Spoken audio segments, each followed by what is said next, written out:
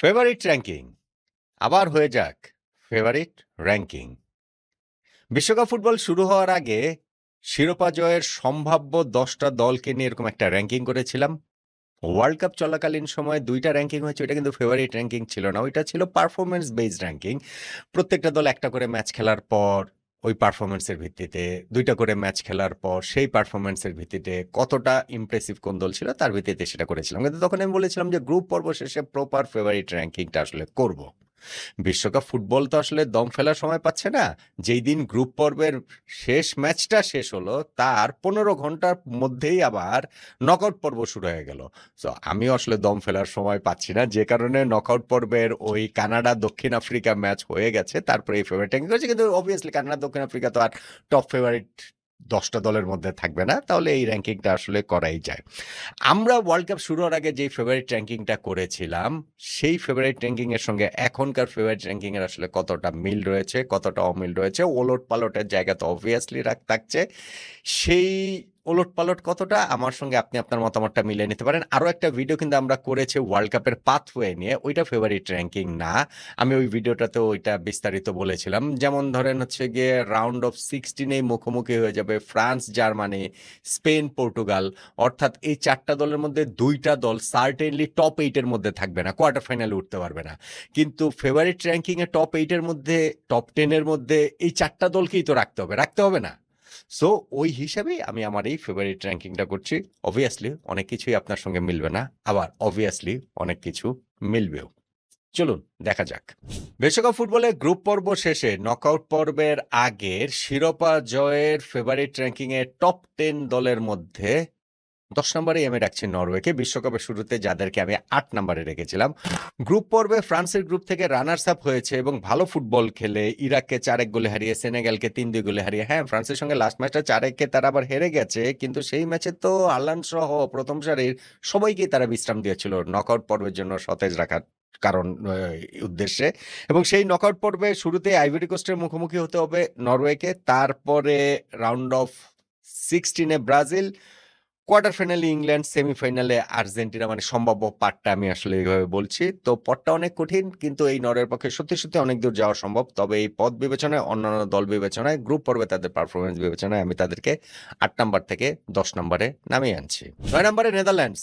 World cup শুরু হওয়ার আগে ফেভারিট র্যাঙ্কিং এ যাদেরকে আমি রেখেছিলাম 10 নম্বরে, এই গ্রুপ পর্বে তারা প্রথম ম্যাচটাতে জাপানের সঙ্গে 2-2 গোলে ড্র করেছিল, খুব ইমপ্রেসিভ ছিল না। কিন্তু নেক্সট 2টা ম্যাচে সুইডেনকে 5-1 গোলে উড়িয়ে দেওয়া এবং তিউনিসিয়াকে 3-1 গোলে হারিয়ে দেওয়া, স্পেশালি সুইডেনের বিপক্ষে সেই ম্যাচ নেদারল্যান্ডসকে সামর্থ্য আমাদের সামনে বুঝিয়েছে।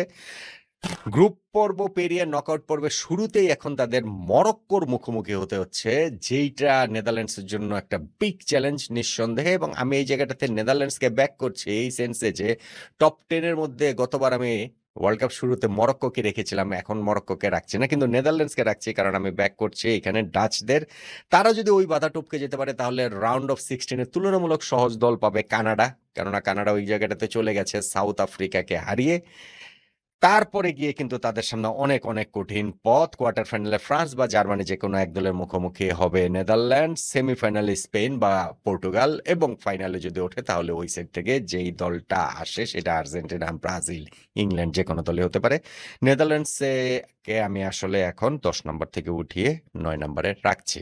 8 নম্বরে কলম্বিয়া, যাদেরকে ওয়ার্ল্ড কাপ শুরু হওয়ার আগের ফেভারিট র্যাঙ্কিংয়ে আমি টপ 10-এ রাখিনি, কিন্তু গ্রুপ পর্বের ব্রিলিয়ান্ট পারফরমেন্সে তারা এইখানটাতে নকআউট পর্বের আগে আমার ফেভারিট র্যাঙ্কিং এ জায়গা করে নিয়েছে। কেননা পর্তুগালের গ্রুপে তারা গ্রুপ চ্যাম্পিয়ন হয়েছে, এবং শুধু গ্রুপ চ্যাম্পিয়ন হয়নি, কি ডমিনেটিং ফুটবল তারা খেলেছে। প্রথম 2টা ম্যাচ জিতে পর্তুগালের সঙ্গে তাদের ড্র করলেই গ্রুপ চ্যাম্পিয়নশিপ নিশ্চিত, অথচ সেই ম্যাচটাও তারা জয়ের জন্য খেলেছে। জিততে যে পারেনি সেটা নিতান্তই দুর্ভাগ্য, সেটা নিতান্তই পর্তুগালের সৌভাগ্য। ফলে এই কলম্বিয়া হামেস রদ্রিগেজের এই দলটা কিন্তু এই ওয়ার্ল্ড কাপে ডার্ক হর্স হয়ে উঠতে পারে।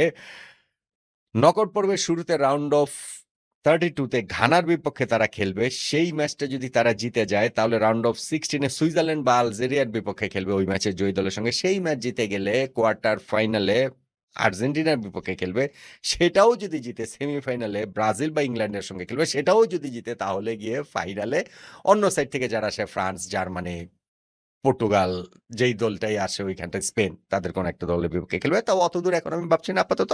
কিন্তু কলম্বিয়াকে আসলে টপ 10 এ রাখতে হবে। আমি তাদেরকে ৮ নম্বরে রাখছি। ৭ নম্বরে পর্তুগাল। ক্রিশ্চিয়ানো রোনালদোর পর্তুগাল। যাদেরকে আসলে আরো নিচেও নামিয়ে দেয়া যেত। কেননা গ্রুপ পর্বে তাদের পারফরম্যান্স খুবই বাজে। আমি ওয়ার্ল্ড কাপ শুরুর আগের ফেভারিট র‍্যাঙ্কিংটাতে পর্তুগালকে ৪ নম্বরে রেখেছিলাম। কিন্তু ১ম ম্যাচটাতেই তারা কঙ্গোর সঙ্গে ১-১ গোলে ড্র করেছে। সেটাকে যে অঘটন ভাববো, উজবেকিস্তানের বিপক্ষে পরের ম্যাচে ৫-০ গোলের জয়ে অমনটা ক্রিশ্চিয়ানোরা মনে করাচ্ছিলেন। তবে লাস্ট ম্যাচটাতে কলম্বিয়ার বিপক্ষে আবার পর্তুগাল ছিল খুবই বিবর্ণ। সো ওই কারণে তারা যেই পাথওয়েতে ছিল, সেই পাথওয়ে থেকে পর্যন্ত সরে গিয়েছে। গ্রুপ চ্যাম্পিয়ন হলে একরকম, গ্রুপ রানার্স আপ হলে একরকম এবং সেই গ্রুপ রানার্স আপ হওয়ার কারণে পর্তুগালকে এখন নকআউট পর্বের শুরুতেই রাউন্ড অফ 32 তে ক্রোয়েশিয়ার মুখোমুখি হতে হচ্ছে। যেই দলটা গতবার সেমিফাইনাল খেলেছে, তার আগেরবার ফাইনাল খেলেছে। যদি সেই ম্যাচ জিতে রাউন্ড অফ 16 এই তাদের স্পেনের মুখোমুখি হতে হচ্ছে। ফলে পর্তুগালের জন্য কিন্তু বিগ টেস্ট অনেক আগেই এইখানটাতে শুরু হয়ে যাচ্ছে নকআউট পর্বে রোনালদো দল। তারপরেও অবশ্যই সম্ভব। ধরেন স্পেনের বিপক্ষে যদি পর্তুগাল জিততে পারে তখন আবার তারা টাইটেল কন্টেন্ডার হয়ে উঠবে প্রবলভাবেই। কিন্তু যেই ফুটবল তারা খেলেছে তাতে এই ৭ এর উপরে এই পর্তুগালকে রাখার কোনো কারণ আমি নকআউট পর্বের এই শুরুতে দেখতে পাচ্ছি না। ৬ নম্বরে জার্মানি। ওয়ার্ল্ড কাপ শুরু হওয়ার আগের ফেভারিট র‍্যাঙ্কিং এ যাদেরকে আমি ৭ নম্বরে রেখেছিলাম, এক ধাপ উপরে তুলে এনেছি। কেননা জার্মানরা তাদের গ্রুপের ১ম ম্যাচে কুরাসাওয়ের বিপক্ষে ৭-১ গোলের একটা দুর্দান্ত জয় পেয়েছে। ঠিক আছে, ছোট দল কিন্তু পেয়েছে তো জয়টা। বড় ব্যবধানে জয়। সেকেন্ড ম্যাচটা যেমন আইভরি কোস্টের বিপক্ষে ২-১ গোলে জিতেছে, পিছিয়ে পড়েও জিতেছে, তারপর ইনজুরি টাইমের গোলে জিতেছে। এইটা দলকে অনেক বেশি ইন্সপায়ার করার কথা। যদিও লাস্ট ম্যাচ তারা ইকুয়েডরের কাছে হেরে গেছে ১-২ গোলে। হয়তোবা গ্রুপ পর্ব থেকে নকআউট পর্বে ওঠার বিবেচনায় ওইটার তেমন কোনো গুরুত্ব ছিল না। স্টিল পরাজয় তো পরাজয়ই। জার্মানিকে এখন তাদের এই নকআউট পর্বের শুরুতেই প্যারাগুয়ের বিপক্ষে খেলতে হবে। যদি সেই ম্যাচ তারা জিতে যায় তাহলে রাউন্ড অফ 16 এ ফ্রান্সের মুখোমুখি হতে হবে এবং এটা তো আগে থেকেই জানা যে দুটো দল গ্রুপ চ্যাম্পিয়ন হলে রাউন্ড অফ 16 এ মুখোমুখি হয়ে যাবে ফ্রান্স জার্মানি। ওইটা জার্মানদের জন্য সবচেয়ে বড় টেস্ট। ওই পর্তুগালের মতোই পর্তুগাল যদি স্পেনকে হারাতে পারে রাউন্ড অফ 16 এ তাহলে তারা যেমন টাইটেল কন্টেন্ডার হয়ে যাবে প্রবলভাবে, ফেভারিট র‍্যাঙ্কিং এ যেমন লাফ দিয়ে অনেক উপরে উঠে যাবে, ঠিক তেমনি জার্মানিও যদি ফ্রান্সকে হারাতে পারে তাহলেও তারাও টাইটেল কন্টেন্ডার হবে, তারাও লাফ দিয়ে সামনে এগিয়ে যাবে। কিন্তু ওয়ার্ল্ড কাপের এই নকআউট পর্ব শুরু হওয়ার আগে তাদেরকে ৬ এর উপরে রাখতে পারছে না। যদি তারা ফ্রান্সের ওই বাধা টপকে যায় সেই ক্ষেত্রেও তাদের সামনে অনেক বড় চ্যালেঞ্জ রয়েছে। ধরেন কোয়ার্টার ফাইনালে নেদারল্যান্ডস, সেমিফাইনালে স্পেন বা পর্তুগাল, ফাইনালে গিয়ে আর্জেন্টিনা, ব্রাজিল, ইংল্যান্ড। ফলে এই জায়গাটাতে জার্মানির সামনে কিন্তু অনেক চ্যালেঞ্জ। আমি তাদেরকে ওয়ার্ল্ড কাপ শুরুর আগে ৭ নম্বরে রেখেছিলাম। এখন তাদেরকে ৬ নম্বরে রাখছি। ৫ নম্বরে, আচ্ছা ৫ নাম্বারটা একটু পরে বলি, ৪ নাম্বারটা বলি। ৫ নাম্বার একটু পরে বলার কারণ আছে। ৪ নাম্বারে ইংল্যান্ড। ইংল্যান্ডকে ওয়ার্ল্ড কাপ শুরুর আগে ফেভারিট র‍্যাঙ্কিং এ আমি ৫ নাম্বারে রেখেছিলাম। এখন তাদেরকে এক ধাপে গিয়ে ৪ নাম্বারে রাখছি। এইটা যে ইংল্যান্ডের নিজের পারফরম্যান্সের কারণেই পুরাটা তা না। অন্যান্য টিম, ইকুয়েশন, গ্রুপ পর্বে অন্যান্য দলের পারফরম্যান্স এবং নকআউট পর্বের যে পাথওয়ে সবকিছু মিলিয়েই হ্যারি কেইন, জুড বেলিংহামের দলদের এই এক ধাপ সামনে এগিয়ে নিয়ে আসা। ইংল্যান্ডকে আমার মনে হচ্ছে প্রথম ম্যাচটা ক্রোয়েশিয়ার বিপক্ষে তাদের পারফরম্যান্সটা ছিল ভেরি গুড।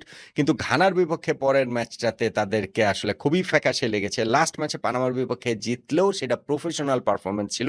টমাস টুখেলের দল আমি জানি না যে নকআউট পর্বে আসলে কিভাবে রিঅ্যাক্ট করবে। যেইখানটাতে তাদের একটা সুবিধা আছে যে শুরুতে রাউন্ড অফ 32 তে কঙ্গোকে পাচ্ছে। ওইখানে অঘটনের শিকার হবে না ওই প্রত্যাশা তারা করতেই পারে। ইকুয়েডরকে পাবে, তারপরে রাউন্ড অফ 16 এ অঘটনের শিকার হবে না প্রত্যাশা করতেই পারে। তারপরের থেকেই কিন্তু তাদের চ্যালেঞ্জটা আরো অনেক বেশি বাড়বে এবং এটা তো সব দলের ক্ষেত্রে এটা তো বাড়বেই। এত সহজ তো আর এটা হবে না। কোয়ার্টার ফাইনালে যেমন ব্রাজিলের মুখোমুখি হয়তোবা তাদের হতে হবে, সেমিফাইনালে হয়তোবা আর্জেন্টিনা, তারপরে ফাইনালে ওইখানে ফ্রান্স, স্পেন কিংবা জার্মানি, পর্তুগাল কোনো এক দল যদি অতদূর যেতে পারে ইংল্যান্ড। ফলে এই ইংল্যান্ডকে আমি একটু এগিয়ে রাখছি গ্রুপ পর্বের পারফরম্যান্স এবং অন্যান্য দলের পারফরম্যান্সের তুলনামূলক বিচারে তাদেরকে আমি ৪ নম্বরে রাখছি। এবার টপ 3। নাম্বার 3 তে স্পেন। বিশ্বকাপে শুরু হওয়ার আগের ফেভারিট র‍্যাঙ্কিংটাতে স্পেনকে আমি ২ নম্বরে রেখেছিলাম। এখন নকআউট পর্বের আগের ফেভারিট র‍্যাঙ্কিংটাতে স্পেনকে এক ধাপ পিছিয়ে ৩ এ নিয়ে যাচ্ছি। কেননা তারা প্রথম ম্যাচটা গ্রুপের কাবো ভের্দের সঙ্গে ড্র করেছে, যেইটা নিশ্চিতভাবেই স্প্যানিশ ফুটবলের জন্য গর্বের মুহূর্ত না, কাবো ভার্দের জন্য বিরাট গর্বের মুহূর্ত নিঃসন্দেহে। পরের ম্যাচে সৌদি আরবের বিপক্ষে ৪-০ গোলের জয়ে তারা কামব্যাক করেছে। লাস্ট ম্যাচটা উরুগুয়ের বিপক্ষে তারা জিতলেও performance up to the mark ছিল না এবং স্পেনের যে পথ চলাটা সেই পথ চলাটাও নকআউট পর্বে যথেষ্ট কঠিন। যদিও শুরুতে তারা অস্ট্রিয়ার বিপক্ষে খেলবে, তারপরেই পর্তুগালের বিপক্ষে রাউন্ড অফ 16 খেলবে। এইটাতে স্পেনের কোনো দায় নাই, দায়টা আসলে পর্তুগালের যে তারা গ্রুপ রানার্স আপ হয়ে গিয়েছে। সেই বাধা পেরোতে পারলে কোয়ার্টার ফাইনালে ইউএসএ বা বেলজিয়াম, সেমিফাইনালে গিয়ে আবার ফ্রান্স বা জার্মানির মুখোমুখি হতে হবে। ফলে স্পেনের জন্য কাজটা সহজ হবে না, তবে আমি মনে করি যে এখনো স্পেন পুরোপুরি ছন্দে আসেনি। ছন্দে আসলে এই স্পেনের পক্ষে শিরোপা জয়, বিশ্বকাপ জয় অবশ্যই সম্ভব। যেই কারণেই তাদেরকে আমি টপ 3-তে রেখেছি, 3 নম্বরে রেখেছি। 1 আর 2 বাকি, 5 নম্বরটাও বাকি ছিল। আচ্ছা, 5 নম্বরটা তাহলে আগে বলেই দেই। ব্রাজিল বিশ্বকাপের নকআউট পর্ব শুরু হওয়ার আগের ফেভারিট র্যাঙ্কিংয়ে শিরোপা জয়ের হিসাবে আমি ব্রাজিলকে 5 নম্বরে রাখছি। ওয়ার্ল্ড কাপ শুরু হওয়ার আগে তাদেরকে আমি 6 নম্বরে রেখেছিলাম। এক ধাপ তাদেরকে এগিয়ে এনেছি।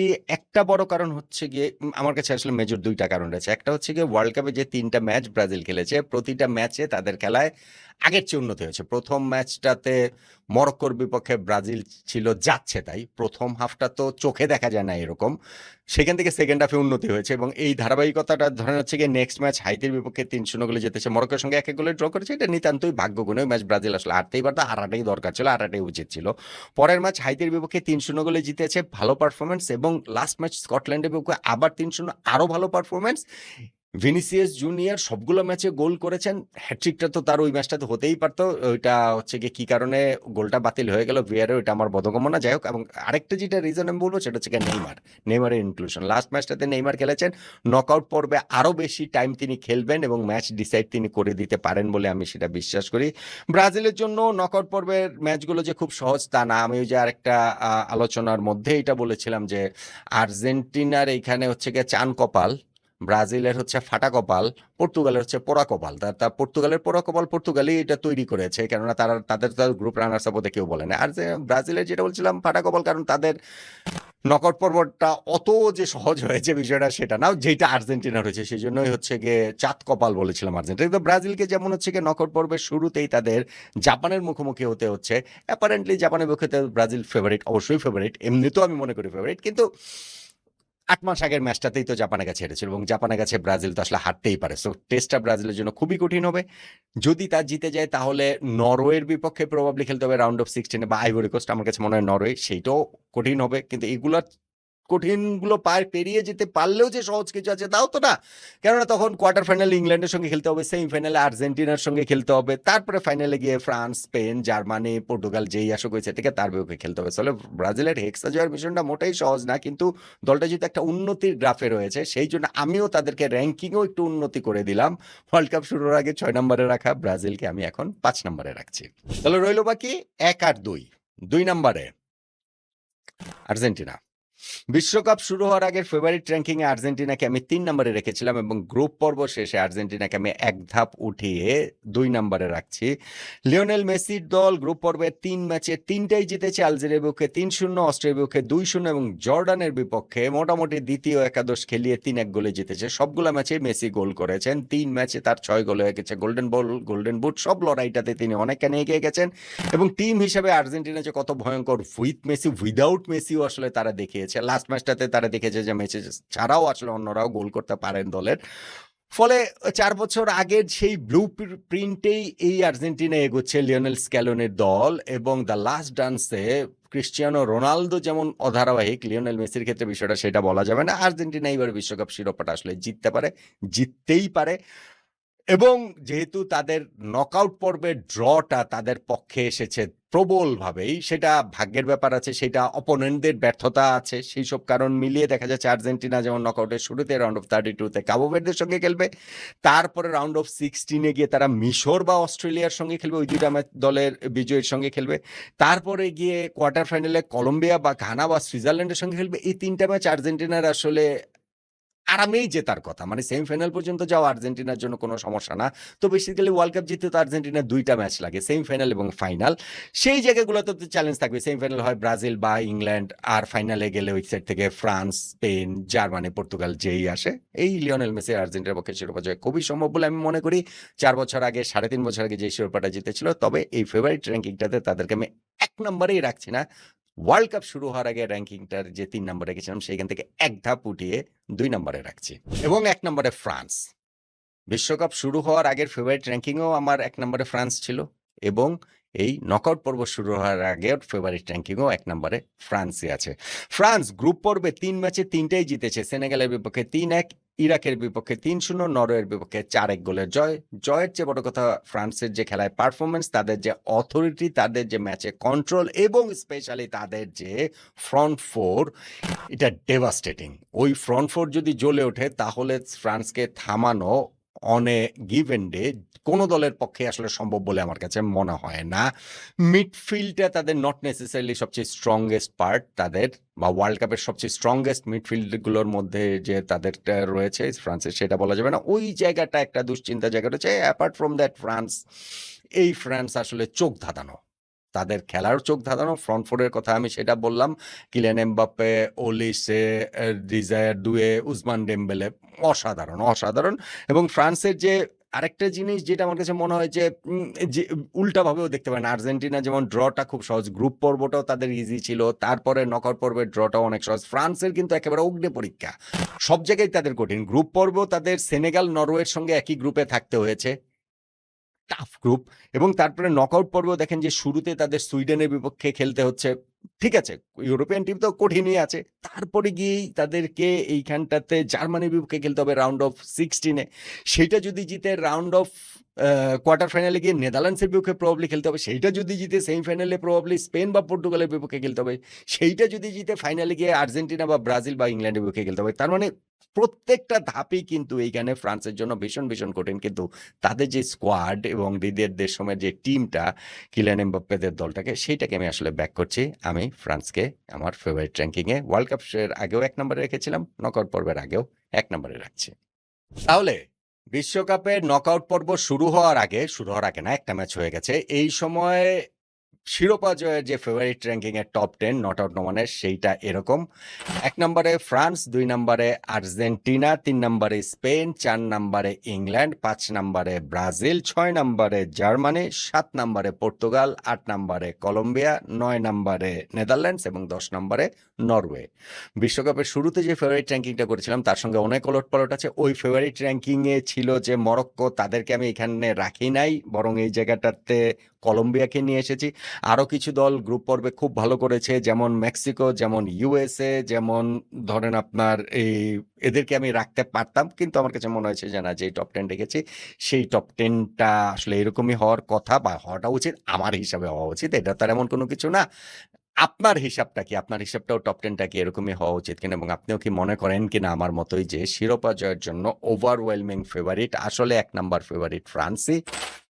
আপনার প্রিয় দল ব্রাজিল বা আর্জেন্টিনা যদি হয়, তাহলে এই ২টা দলকে যে আমি রেখেছি, আর্জেন্টিনাকে ২ নম্বরে, ব্রাজিলকে ৫ নম্বরে, সেটার সঙ্গেও আপনি একমত কিনা? আর অন্যান্য দলের যদি সাপোর্টার হন, স্পেন বা পর্তুগাল বা ধরেন হচ্ছে গিয়ে England, specially Cristiano Ronaldo Portugal, তাদেরকে যে এখন পিছিয়ে ৪ নাম্বার থেকে ৭ নাম্বারে রেখে দিলাম, সেটাও কি আসলে ঠিক আছে কিনা? সবকিছু মিলেই আপনার মতামতটা জানাতে পারেন।